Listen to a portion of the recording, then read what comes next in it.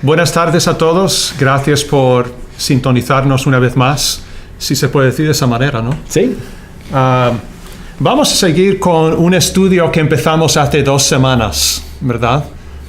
Que tiene que ver con, como pueden ver en la pantalla, no sé si se ve muy bien, el reino del Mesías. Y estamos mirando algunos puntos que podemos tomar del libro de Isaías, que se escribió 700 años antes de que naciera Jesús. ¿Verdad? Isaías era uno de los profetas del Antiguo Testamento. Y en el capítulo 2, Isaías habla de reino, ¿verdad? ¿Cuáles son los capítulos 2 que hablan de reino en la Biblia? Bueno, Salmo 2, Isaías 2, Joel 2 y Hechos 2. Entonces, si quieres saber el reino, recuerden eso. Eso es muy interesante. Ese es un sermón. Tengo que recordar ese punto. Entonces, ahora estamos en Isaías capítulo 2. Y quisiera hacer rápidamente un repaso de lo que ya hemos visto en la primera lección. Miramos la frase, acontecerá en lo postrero de los tiempos, ¿verdad, Gardner? Y hablamos de eso un poquito. Y otra versión de la Biblia dice en los últimos días. ¿Verdad? Acontecerá en los últimos días. Y vimos que los cristianos del primer siglo ya estaban viviendo en estos últimos días. ¿Verdad? Eso es lo que vemos en Hechos capítulo 2, como tú citaste antes. Y también Hebreos capítulo 1 dice que Dios ahora en estos últimos días nos habla a través de su Hijo. Estamos viviendo en ellos. Exactamente. Y probablemente, como Gardner me dijo después de mi primera lección, es un buen punto, probablemente es una referencia a los últimos días de la nación judía. Y también algunos creen que se refiere a los días del Evangelio o la última revelación de Dios a la humanidad. Pero creamos lo que creamos en cuanto a eso, estos últimos días empezaron hace 2000 años. Exactamente. ¿Verdad? No están a punto de empezar en nuestro tiempo, ya empezaron hace mucho tiempo. Y no habrá más revelaciones de parte de Dios ni más días en esta tierra después de estos últimos días. Eso es lo que vimos, ¿verdad, Gardner, en la primera lección? No hay espacio para 365,000 días, porque algunos dicen que cuando Cristo venga por segunda vez va a reinar sobre la tierra durante 1000 años literales. Si multiplicamos 1000 por 365, son 365,000 días. Son muchos últimos días. Mejor dicho, serían muchos últimos días si fuera verdad la teoría. Exactamente. Eso no concuerda, ¿verdad? No concuerda con lo que enseña la palabra de Dios. No habrá ningún reinado de Cristo de 1000 años sobre la tierra después de su segunda venida. Eso lo vemos en Marcos 9 y también 1 Corintios capítulo 15. Ya vivimos en el reino de Cristo. Exactamente. El reino ya se ha establecido. Hechos 2 es el comienzo del cumplimiento de Isaías 2 y se cumplió más completamente un poco más tarde en el primer siglo. Ok, Gardner, vamos a seguir con la segunda frase de Isaías capítulo 2, versículo 2. ¿Por qué no lees todo el versículo, Gardner? ¿Cómo no? Acontecerá en lo postrero de los tiempos que será confirmado el monte de la casa de Jehová como cabeza de los montes, y será exaltado sobre los collados, y correrán a él todas las naciones. Gracias, Gordon. Queremos hablar un poquito de esta frase, será confirmado el monte de la casa de Jehová. Es una forma un poco rara de hablar, ¿verdad? Será confirmado el monte de la casa. Nosotros hoy en día no solemos hablar del monte de una casa, ¿verdad? Pero tenemos que pensar como pensaban los judíos. Para los judíos en ese tiempo, un monte representaba un reino, según lo que entiendo yo. Bueno, el templo fue construido por encima del monte Sión, etcétera, etcétera. Exactamente, ese es un buen punto también, que el templo fue construido sobre ese monte, que ahí estaba la casa de Jehová.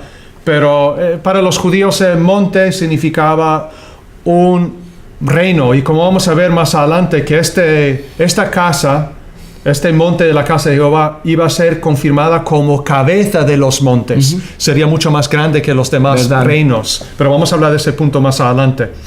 Entonces, estamos pensando en esta frase, será confirmado el monte de la casa de Jehová. ¿Qué es lo que significa eso? Bueno, para explicarlo, Gardner, es interesante notar que cuando llegamos al Nuevo Testamento, Jesús empieza a hablar de establecer algo, de confirmar algo.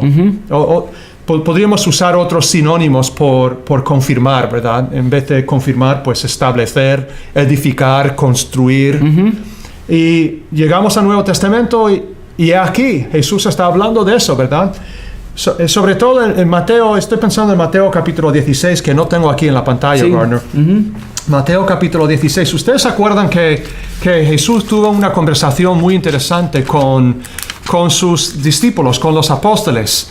Y Él les preguntó, ¿qué es lo que dicen los hombres acerca del Hijo del Hombre, acerca de mí? Y bueno, los discípulos dijeron que unos Juan el Bautista, otros Elías, otros Jeremías o alguno de los profetas. Tenían algunas teorías, ¿verdad? Sí. Humanas. Pero después Jesús preguntó a Pedro, ¿verdad? Pedro, ¿y tú qué dices? ¿Y cuál fue la respuesta de Pedro ahí? Dijo, tú eres el Cristo, el Hijo del Dios viviente. Buena respuesta. La respuesta más correcta. Las otras estaban... Jesús no era Juan el Bautista, ni Jeremías, ni... Era Hijo de Dios viviente.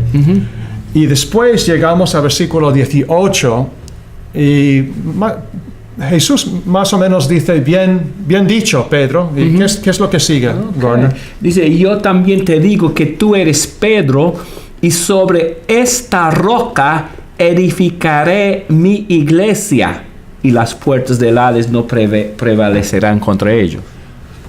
Sobre esta roca edificaré, ¿qué cosa? Mi iglesia. Entonces Cristo está hablando de edificar o de confirmar algo. En este caso se trata de su iglesia. Yo me pregunto si nosotros hemos pensado seriamente en lo que Cristo estaba diciendo ahí en Mateo 16, versículo 18, cuando Él dijo, edificaré mi iglesia. ¿Qué es lo que estaba diciendo en realidad? ¿Qué es la iglesia en el sentido más básico, Gardner? El pueblo de Dios, la gente que sigue a Dios. Es un grupo de personas, ¿verdad? ¿Verdad? Entonces Jesús, al decir edificaré mi iglesia, estaba diciendo, en otras palabras, que yo voy a salvar a un grupo de personas, ¿verdad? Y van a ser míos.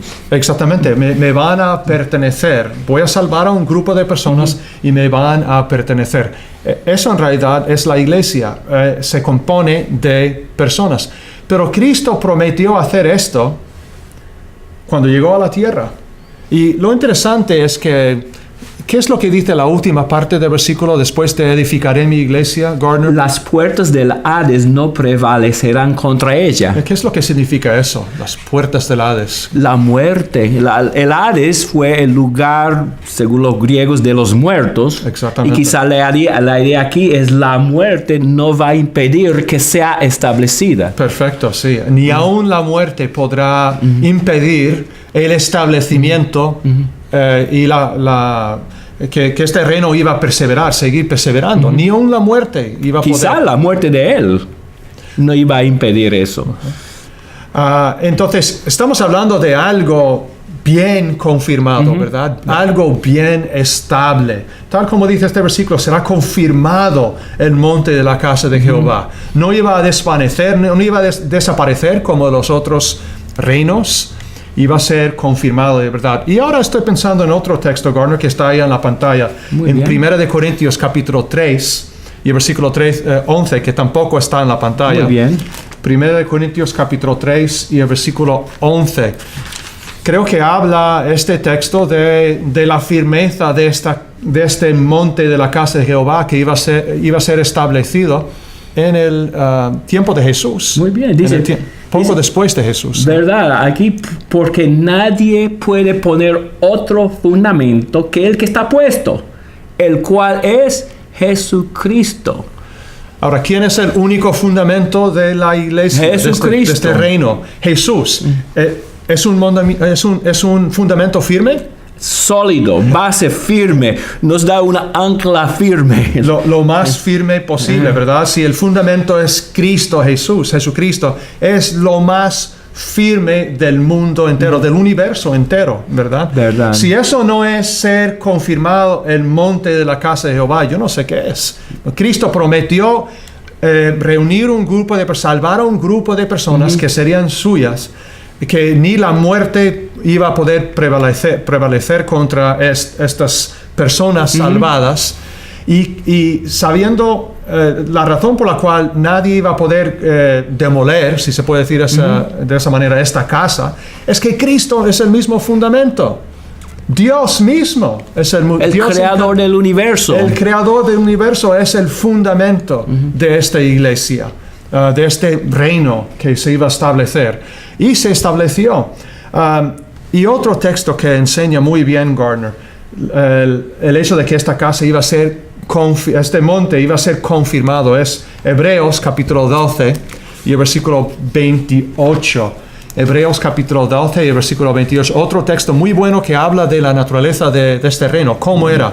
¿Qué dice ahí, Gardner? Dice, así que recibiendo nosotros un reino inconmovible, tengamos gratitud y mediante ella sirvamos a Dios agradándole con temor y reverencia. Según ese versículo, escrito por algunos dicen el apóstol Pablo, no sabemos exactamente quién fue el escritor, pero ¿qué clase de reino era? Hay un adjetivo que se usa ahí, ¿verdad? Inconmovible. Inconmovible. Y eso se contrasta con lo que viene antes en el contexto, ¿verdad? Que las cosas que se van a conmover, ¿cuáles son? Se iban a sacudir y todo eso.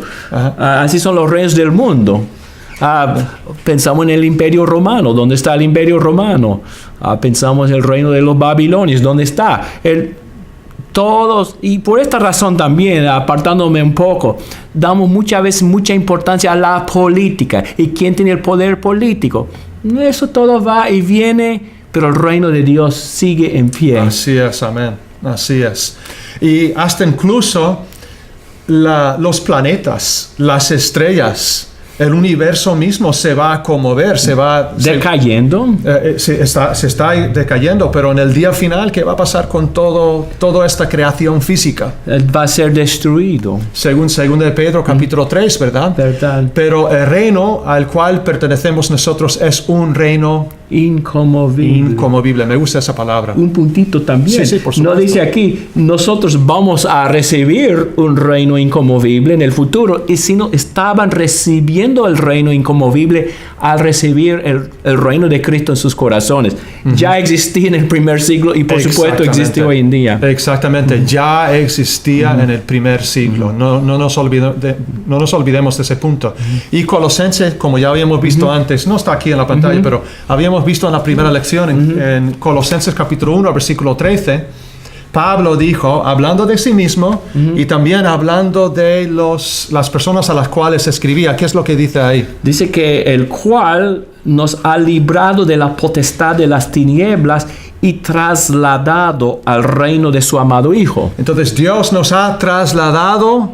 No dice que iba a trasladar o va a trasladarnos, y trasladado al reino de su amado Hijo. Ya es algo que ya se había hecho en el primer siglo.